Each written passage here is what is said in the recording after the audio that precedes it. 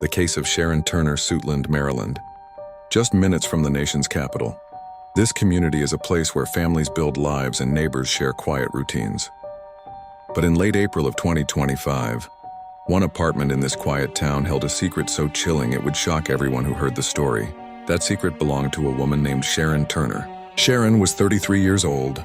To those who loved her, she was dependable, kind, and deeply connected to her family.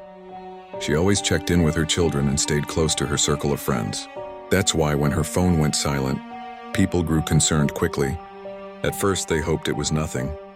But after several days of unanswered calls and texts, her family knew something was wrong. On April 28th, police were called to perform a welfare check at Sherron's apartment. The officers didn't expect to find much. Maybe she was away, maybe just laying low.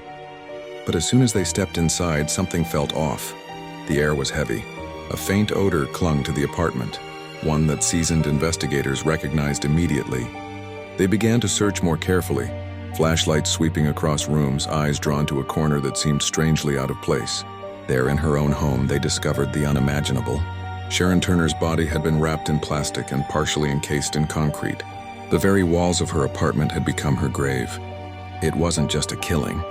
It was a cover-up, an attempt to erase her existence.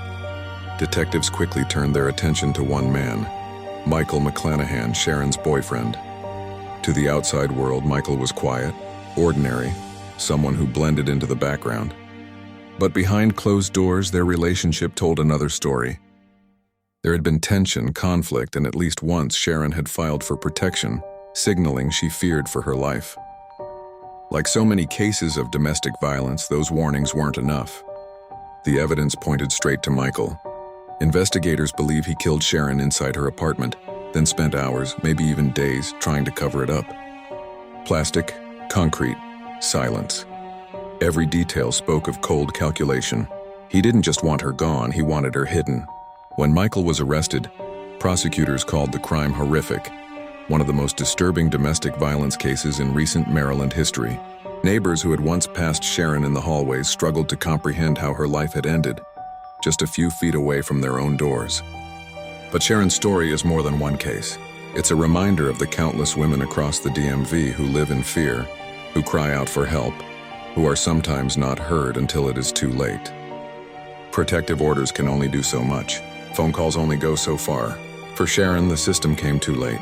Her name now echoes in candlelight vigils and courtroom updates.